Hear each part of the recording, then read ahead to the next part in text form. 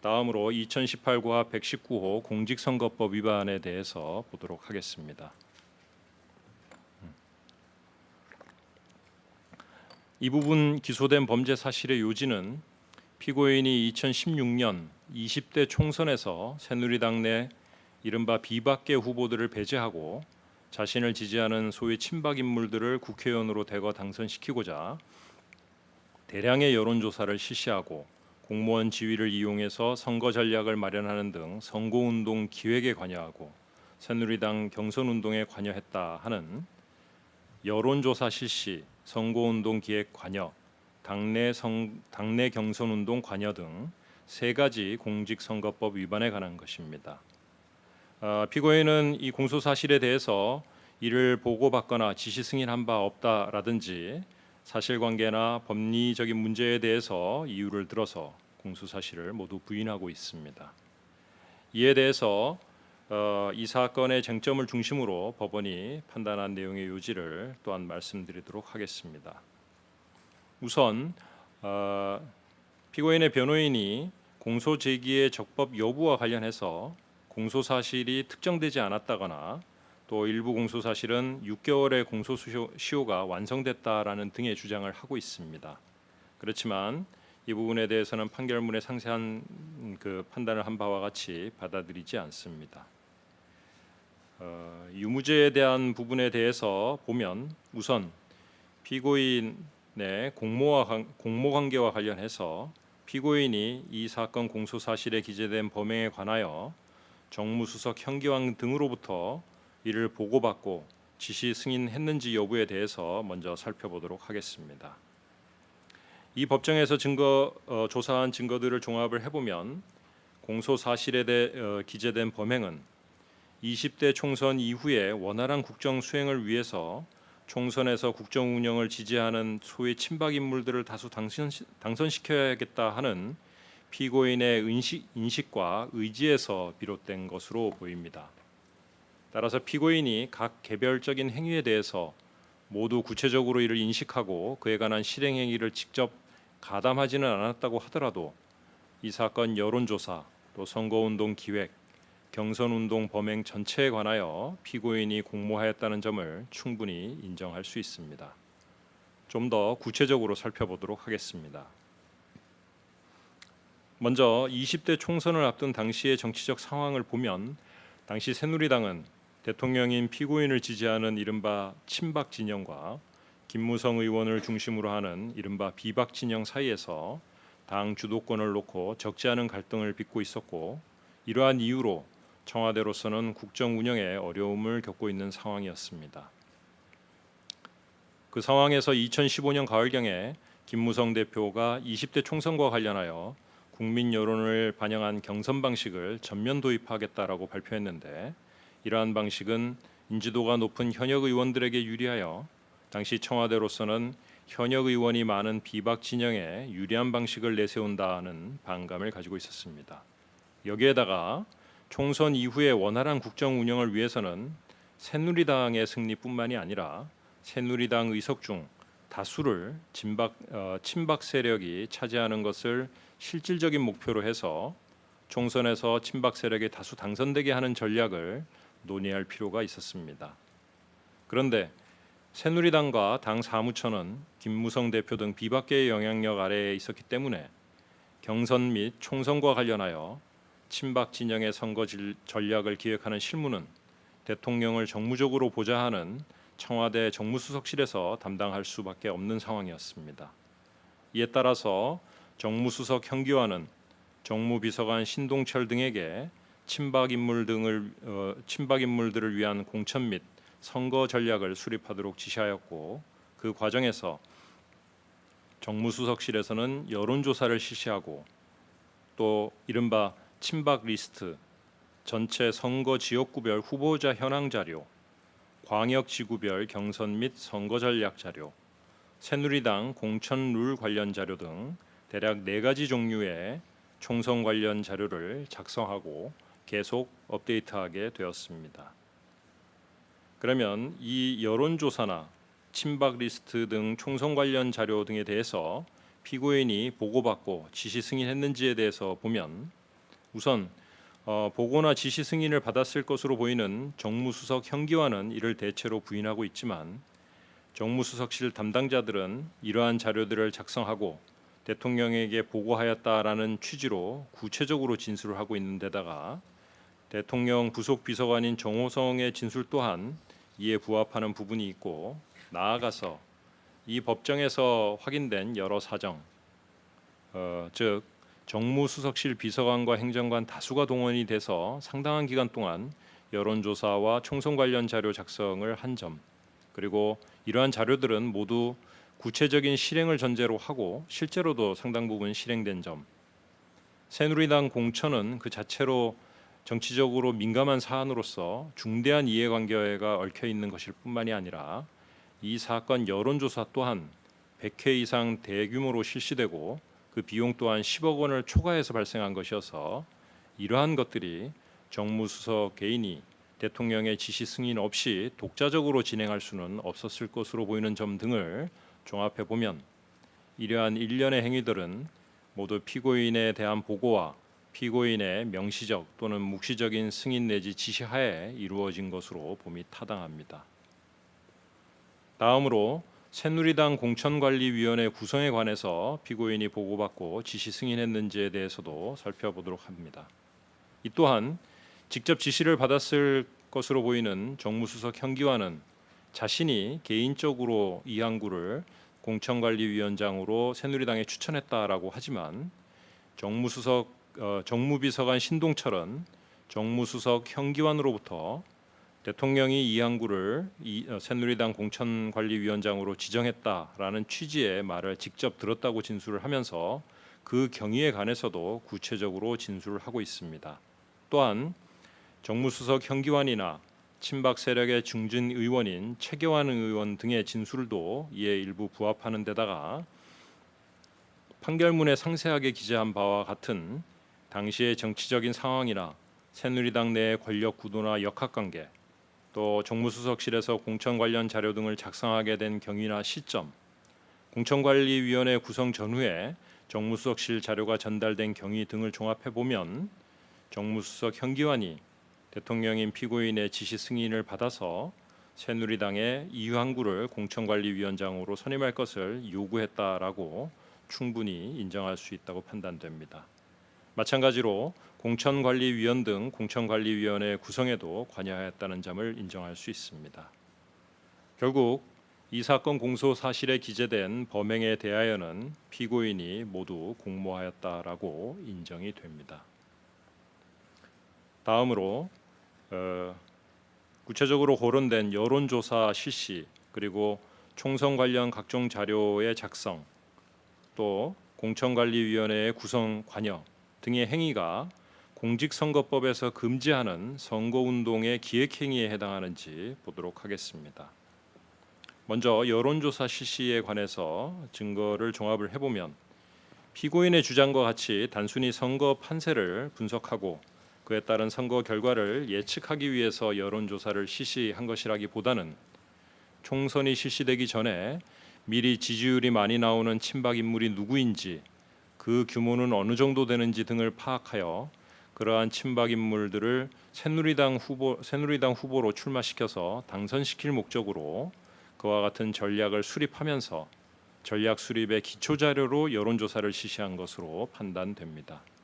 따라서 여론조사 실시 행위는 총선에서 이른바 친박 인물들의 선거운동을 효율적으로 수행하기 위한 계획을 수립하고 이를 실행하기 위한 일환으로서 이루어진 것이기 때문에 공직선거법에서 얘기하는 선거운동 기획행위에 해당한다고 판단합니다. 다음으로 총선 관련 각종 자료의 작성 부분에 관해서 보겠습니다. 이 부분에 대해서 판결문에 상세하게 기재한 바와 같은 친박 리스트 등 각종 자료의 작성 동기 내지 목적, 구체적인 작성 및 수정 과정, 그 자료의 내용 등을 종합을 해보면 예컨대 선거 승리를 위해서는 친박 누구를 키맨으로 내세워야 하는지, 또는 친박에게 유리한 공천 룰은 어떻게 구성해야 하는지, 이러한 것들을 마련하는 일련의 행위를 한 것으로 친박 리스트 등 총선 관련 각종 자료의 작성에 관한 일련의 행위들은 모두 친박 후보자들의 공천과 당선이라는 목적을 위해서 그들의 선거운동을 효율적으로 수행하기 위한 계획의 수립과 그 계획의 실행에 해당하는 행위이므로 이 또한 선거운동 기획 행위에 해당한다고 판단됩니다. 마지막으로 공천관리위원회 구성에 관여한 행위 역시 비슷한 이유로 선거운동 기획 행위에 해당한다고 판단됩니다. 한편으로는 대통령인 피고인도 새누리당의 당원이기 때문에 공직선거법에서 허용하고 있는 통상적인 정당 활동의 하나로 선거에 관한 단순한 의견 개진을 할 수는 있습니다. 그렇지만 이 사건에서 피고인이 관여한 일련의 행위들은 비박 후보의 배제와 친박 후보의 다수 당선이라는 뚜렷한 목적의식을 가지고 계획적, 능동적으로 실행한 것이어서 정당원으로서 할 수 있는 단순한 의견 개진이라고 하기는 어렵습니다.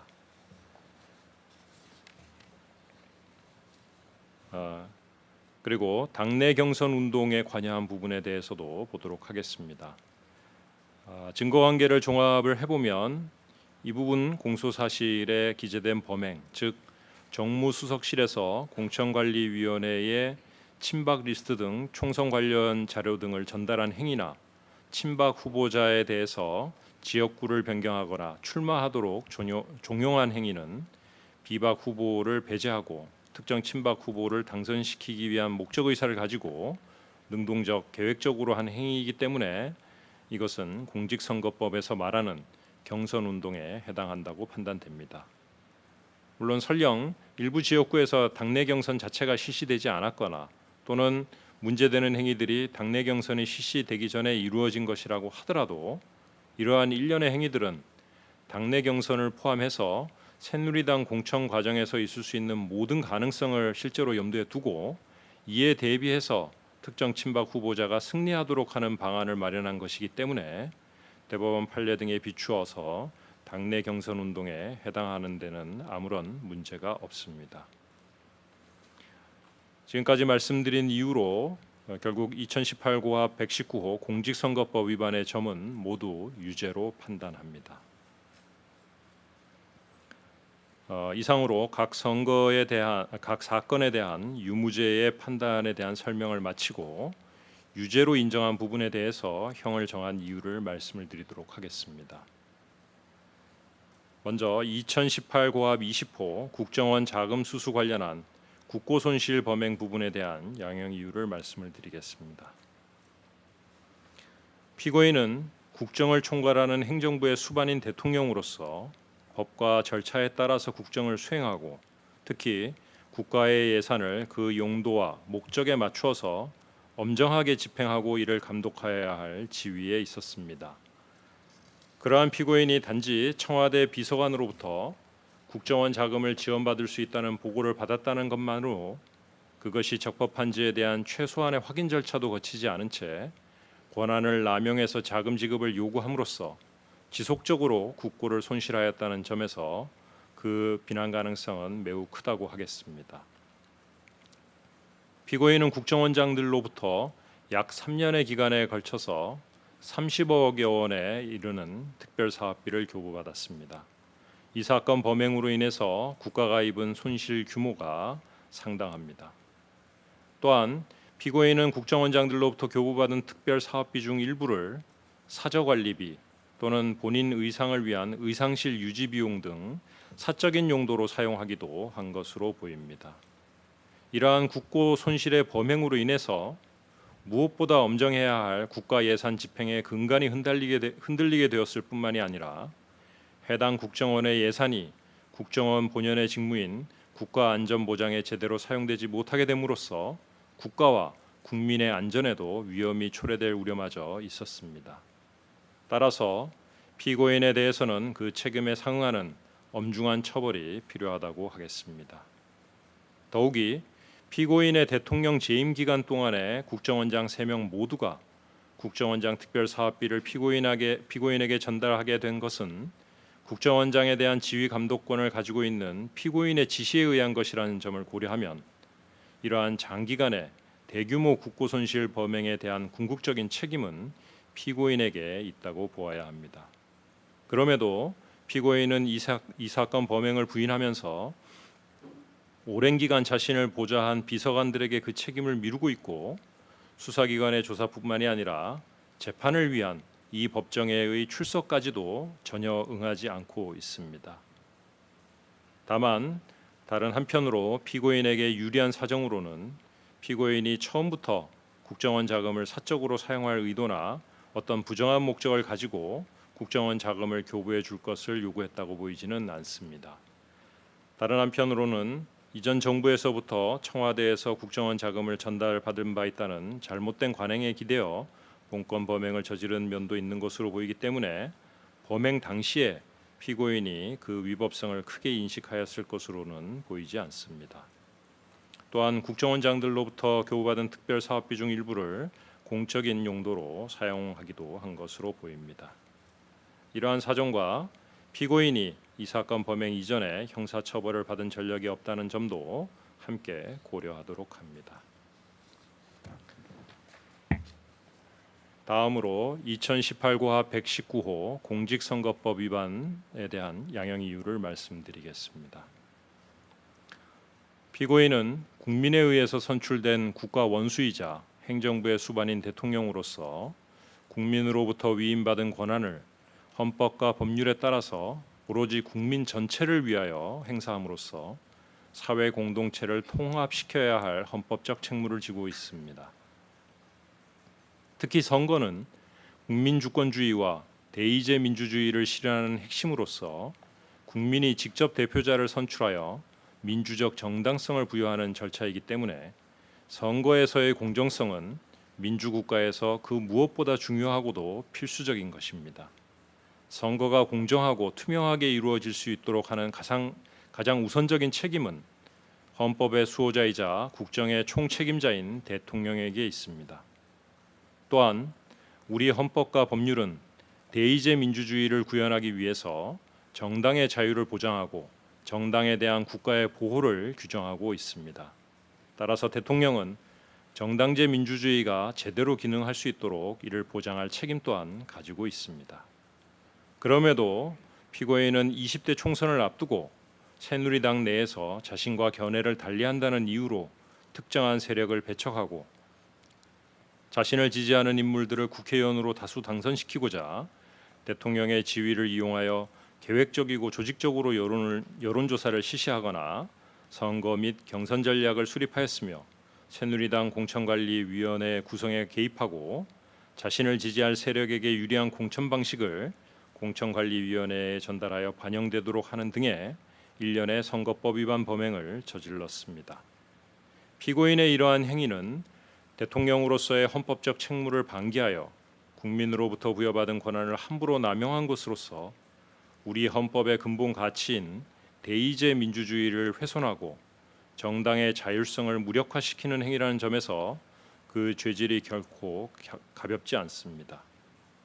피고인의 행위로 인하여 20대 총선에서 유권자의 의사가 왜곡되고 선거의 자유와 공정이 심각하게 훼손될 위험이 초래되었음에도 피고인은 이 사건 범행을 지시 승인한 바 없다고 부인하거나 단순히 선거 판세를 분석하는 정도의 목적이었다라는 수긍하기 어려운 변소로 일관하고 있습니다. 이러한 여러 사정을 고려하면 피고인에게 그 범죄 사실에 상응하는 엄중한 책임을 물을 필요가 있습니다. 다만 다른 한편으로 피고인이 대통령으로서 당시의 정치적 상황에 따른 국정 운영의 곤란을 타개하고 새누리당의 협조와 지원을 받아서 자신이 추구하는 정책을 실현함으로써 국정을 원만히 이끌고자 하는 목적에서 본건 범행에 이른 측면도 있는 것으로 보입니다. 다른 한편 이 사건 범행은 새누리당의 공천 단계에서 친박 후보자가 당의 후보로 공천받을 수 있도록 하는 데 중점이 있었던 것이고 이를 넘어서 실제 20대 총선의 선거운동 단계에서 유권자의 투표에 직접적인 영향을 미치는 선거운동에까지는 나가지 않은 것으로 보입니다.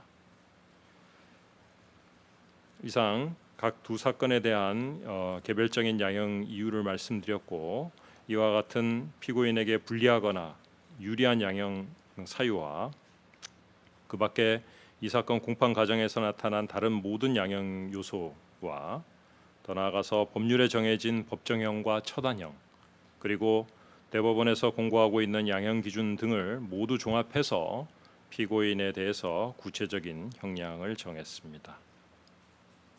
지금까지 말씀드린 모든 이유를 종합을 하고 재판부에서 판단한 결과에 따라서 판결을 선고하도록 하겠습니다.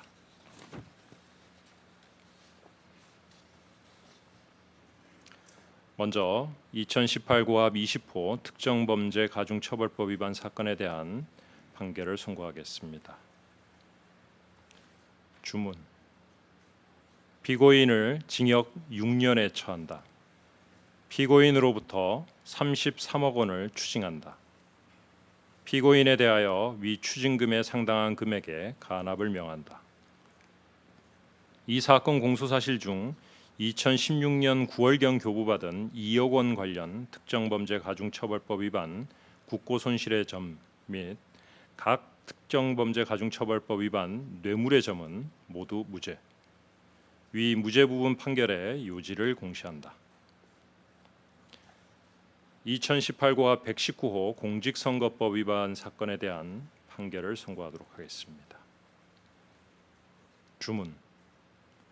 피고인을 징역 2년에 처한다. 2018 고합 20호 뇌물 관련한 국정원 자금 수수와 관련한 부분에 대해서는 피고인에 대해서 징역 6년의 실형과 33억 원의 추징, 그리고 2016년 2월 2억 원 자금 수수에 대한 부분과 뇌물 수수에 관한 점에 대해서는 무죄로 판결을 하고 2018 고합 119호 공직선거법 위반에 대해서는 징역 2년의 실형을 선고합니다. 이 각 판결에 대해서는 7일 이내에 이 법원 서울중앙지방법원에 항소를 제기할 수 있다는 점을 말씀을 드립니다. 이상으로 박근혜 피고인에 대한 판결 선고를 모두 마치도록 하겠습니다.